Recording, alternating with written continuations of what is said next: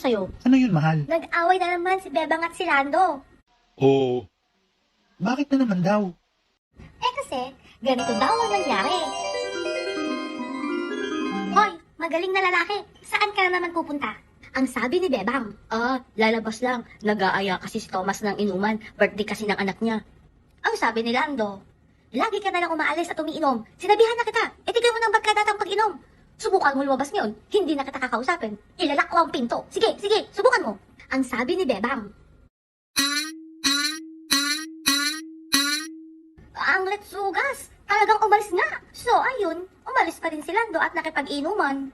Galit na galit si Bebang. Alam mo ba, tinapon niya sa labas ng mga damit ni Lando. Nakakaloka si Lando. Hindi na nagbago. Masakit na ang ulo ni Bebang sa kanya. Kasi nga, puro barkada at inom lang ang ginagawa.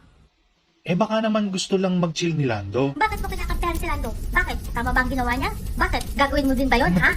Nag-transform na naman si Mahal. Loko talaga yung Lando na yon.